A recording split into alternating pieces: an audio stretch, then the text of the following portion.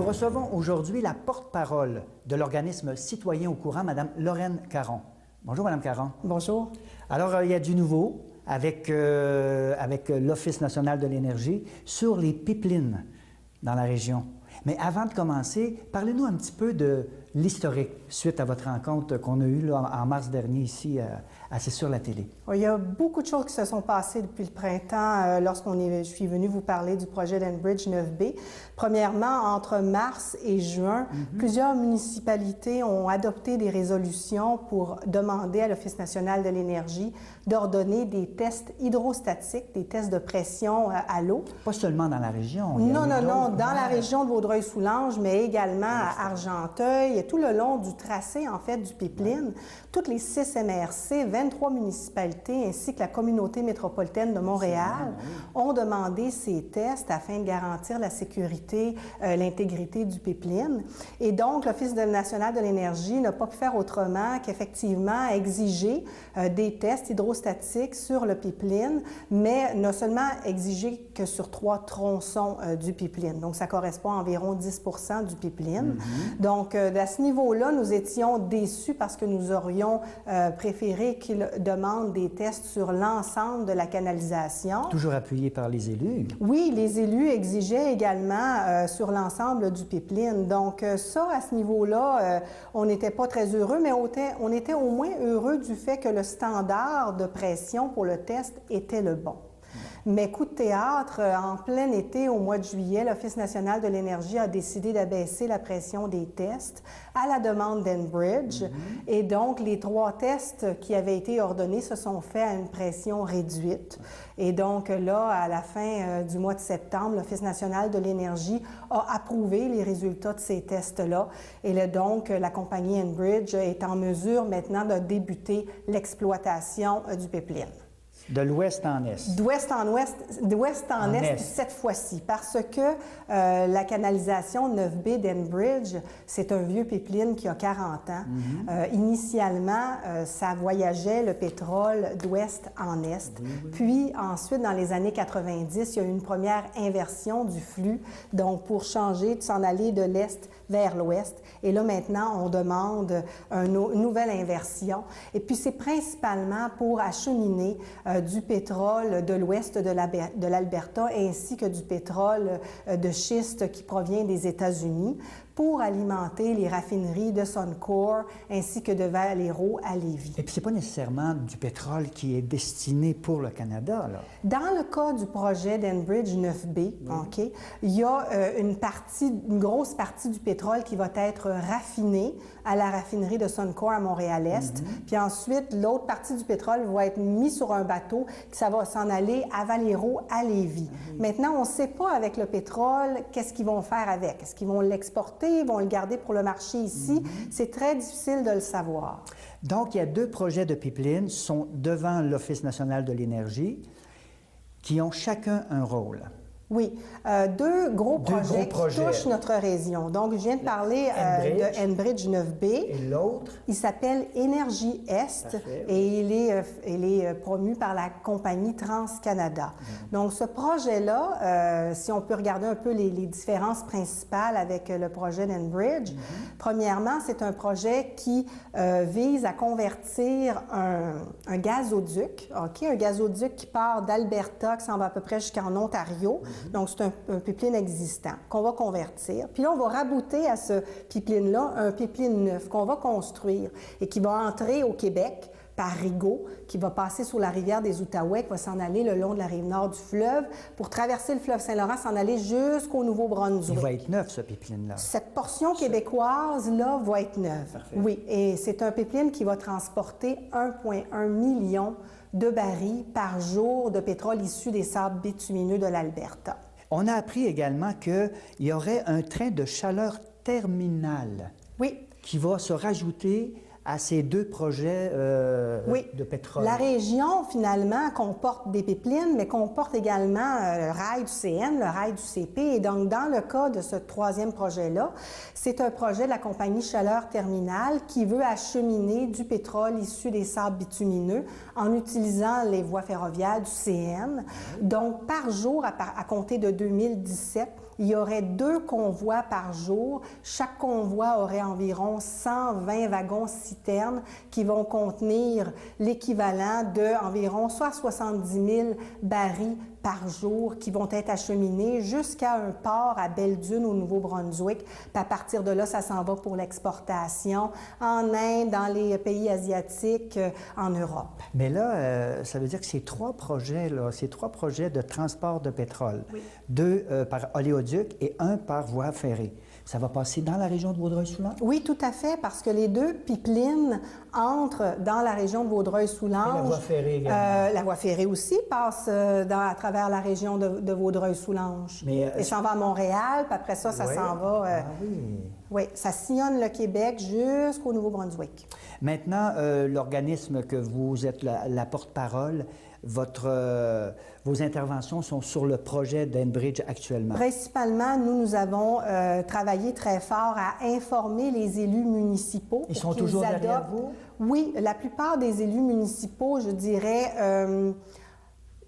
ont encore quelques petits problèmes au niveau des plans d'urgence. Je note par exemple la MRC de Vaudreuil-Soulanges qui était très déçue de la décision de l'ONE de donner le feu vert au projet Enbridge 9B parce qu'elle n'a pas reçu encore des plans d'urgence spécifiques pour la région.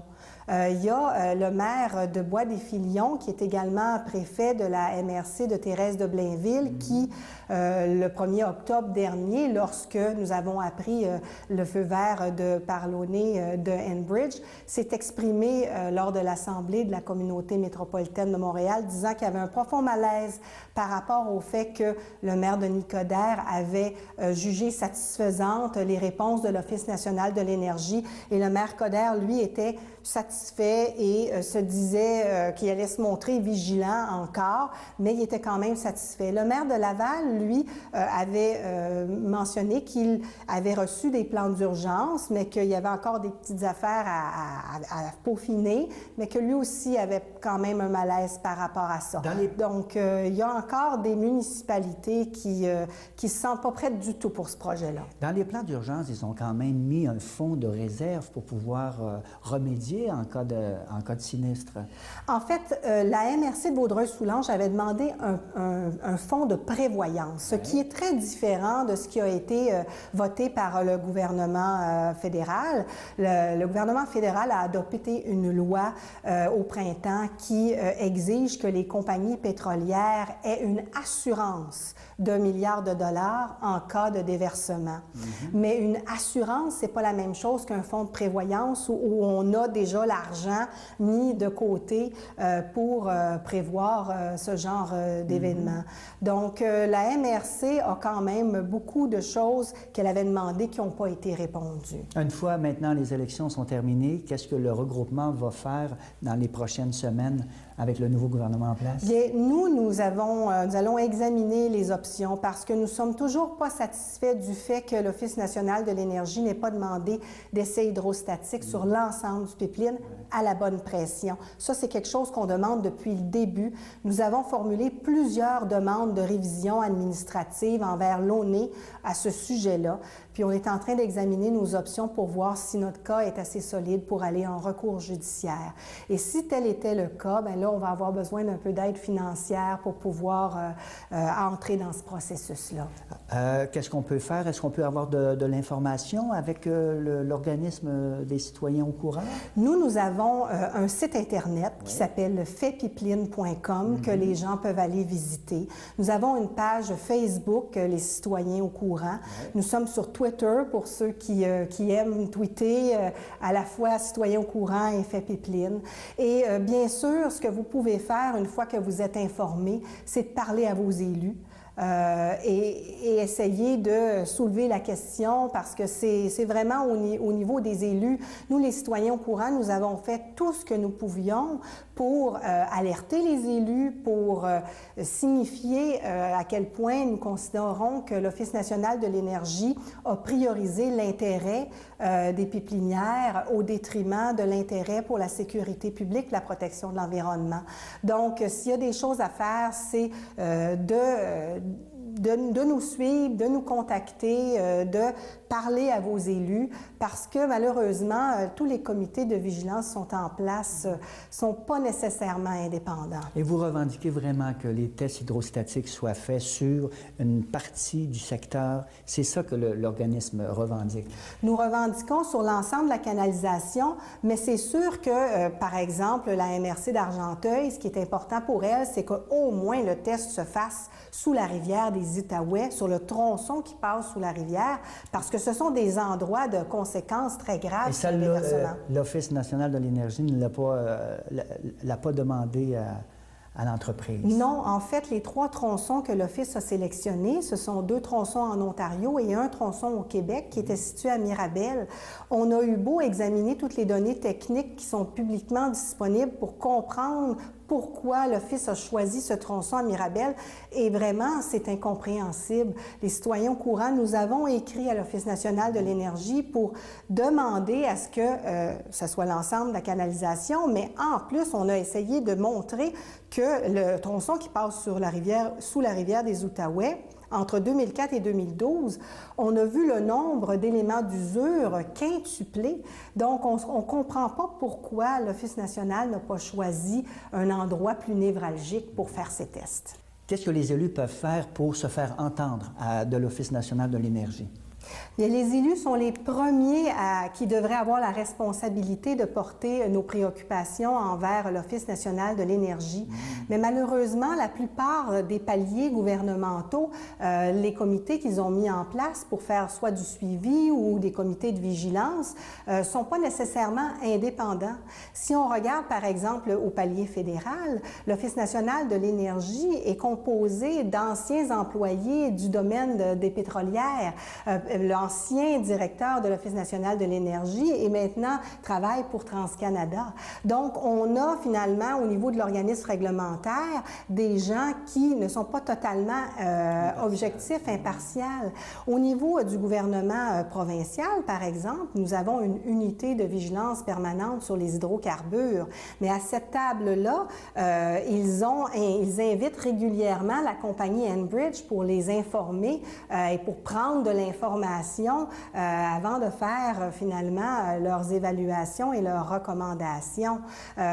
Moi, qui a déjà travaillé dans le domaine de la santé au niveau d'un organisme paragouvernemental qui devait évaluer les médicaments et des nouvelles technologies de la santé pour savoir si on devait les adopter dans notre Régie d'assurance maladie du Québec, jamais on n'aurait pensé à inviter les compagnies pharmaceutiques à table avec nous pour faire l'évaluation.